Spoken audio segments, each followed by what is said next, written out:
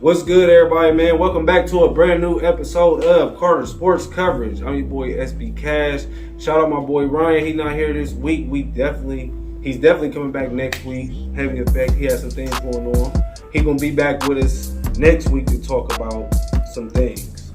But on this week's episode, I want to get into my NFL topic. A couple big things going on in the NFL, and then also, as y'all know, the NBA is going crazy with the trades, crazy with the max contracts. It's been insane. So we're going to talk about that a little bit. But before we get into anything, I got to say shout out to Feed Me Sandwich Kings. Come get you a sandwich.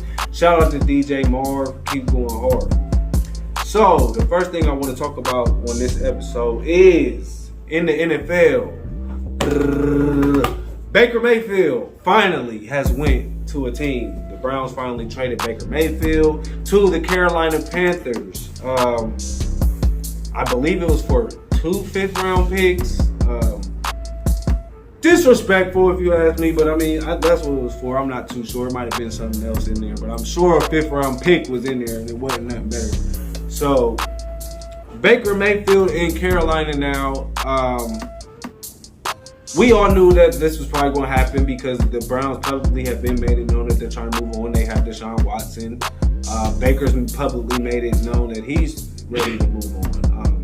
The thing that got me was that it took so long for him to finally find somebody. Everybody thought he was going to the Seahawks. Everybody kept preaching Seattle. But when Carolina jumped in the combo, I thought they probably had a real shot because, you know, it'd be a better competition. Like, I feel like the Seahawks was promising bro that came from the Broncos. Drew locked that job already out there in Seattle, so they couldn't go back on that word.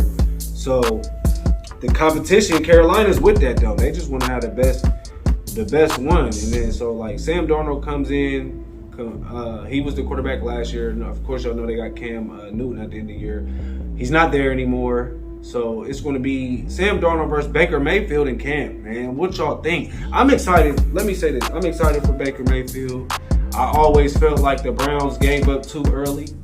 They gave up too early on a guy that took them to the playoffs somewhere they hadn't been in so long, you know, made them relevant finally.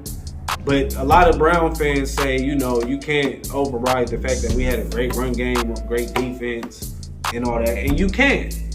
But it's the same situation as the Rams had with Jared Goff when we went to the Super Bowl that first year.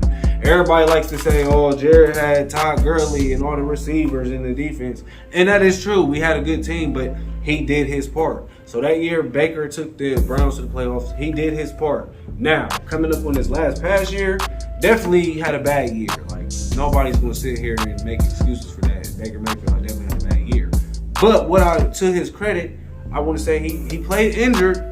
He played injured most of the year, and he gutted it out for the team. He did that because it was either he was going to have surgery and be out, or, you know, he was going to gut it out and play for the team, and he gutted it out and played for his team. So I want to say a lot of Browns fans don't give him credit for that. They see the bad season, they see, you know, the bad stuff, and they're like, let's get rid of him. You know, the NFL fans' memories are very short. You know what I mean?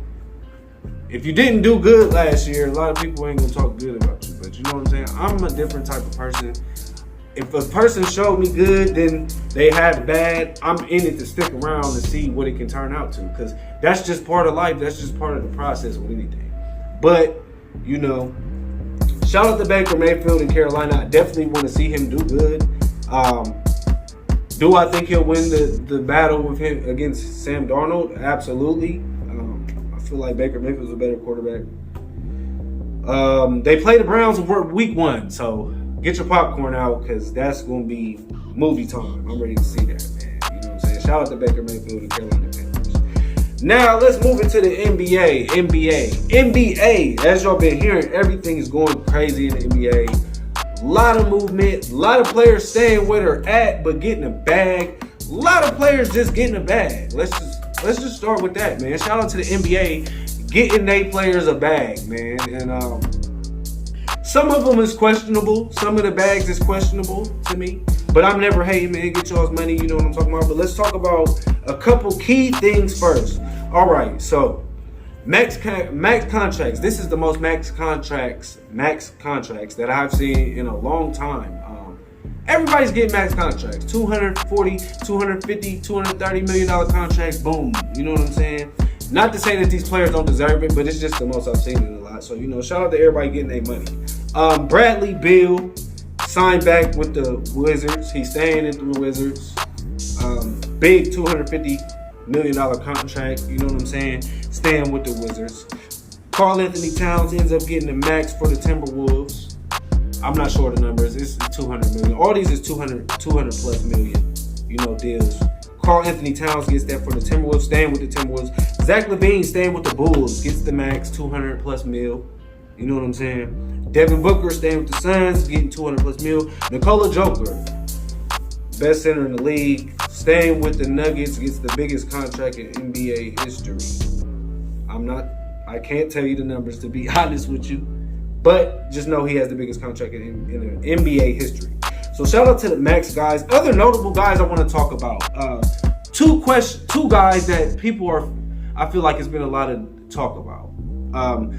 Jalen Brunson has left the Dallas Mavericks and went to the New York Knicks. So he gets a big contract, $100 million contract, 100 plus. Not too sure the odd numbers, but definitely $100 million.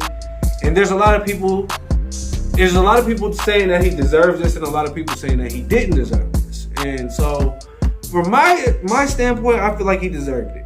He deserved it. He's proved for at least the last 3 years I've been watching the Mavs. Like 3 years ago, he was coming off the bench, just playing seldom minutes. But I recognized every time he was coming in the game, he was efficient. He was coming in the game getting assists. He was coming in the game getting points or steals or something. He was coming in the game doing something, even if it wasn't for a lot of minutes.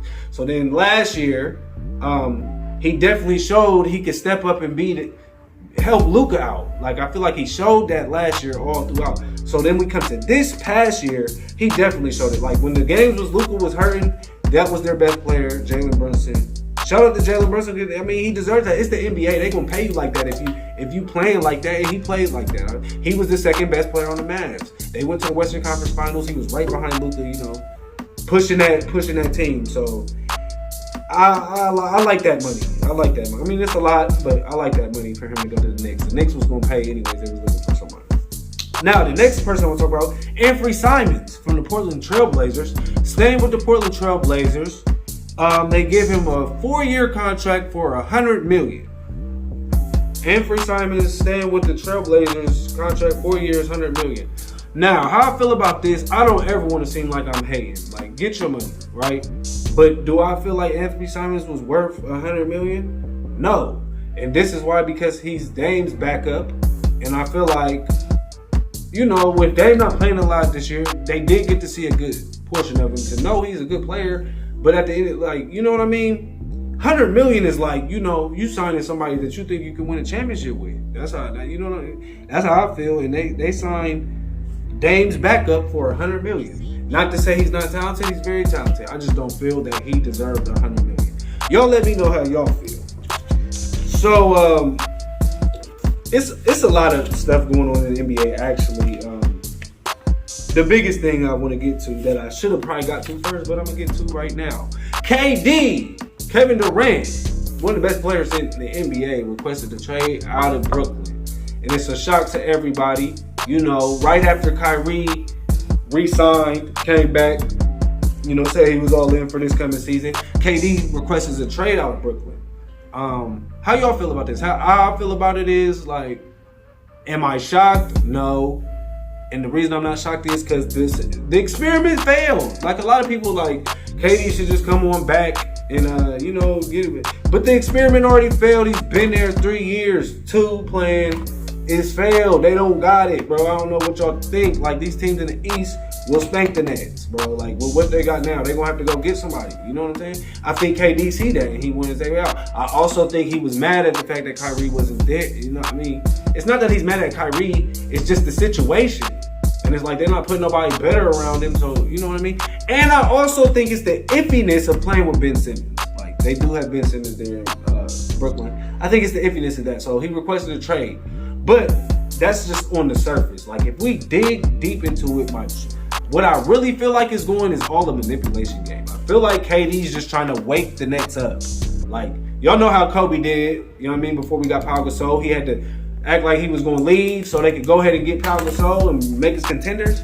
That's what I think KD's doing. He's just trying to wake the Nets up like, you know what I'm saying? If y'all ain't going to go get nobody, I'm about to just be about. He really don't want to leave. So, honestly, I really don't think, like a lot of people saying him to the Heat or him to the Suns, I would love that. I feel like them is two teams on the edge, and if they get KD, he'll push him over. But at the same time, I really think what he's doing is just the leverage game.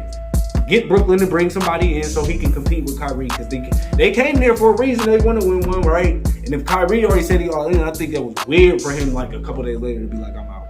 So, you know what I'm saying? Shout out to KD, whoever he picked, man. Hope he don't go back to the Warriors. That's what some people want. I don't want that. Like, he could go to somebody that ain't won and push him over, or you know what I'm saying? If he stay with Brooklyn, they gonna keep losing, but you know what I'm saying? It's gonna be entertaining to watch in the playoffs. So, you know what I'm saying? Shout out to KD. Do what you want. That's the end of this week's episode of Carter Sports Coverage. As I always say, if you have any products or anything that you want to advertise on our show, shoot us a DM, let us know so we can get it on here and talk about it and let everybody know about it. Carter Sports Coverage, man. We're going to keep coming at you, man. Yeah. Catch you next week.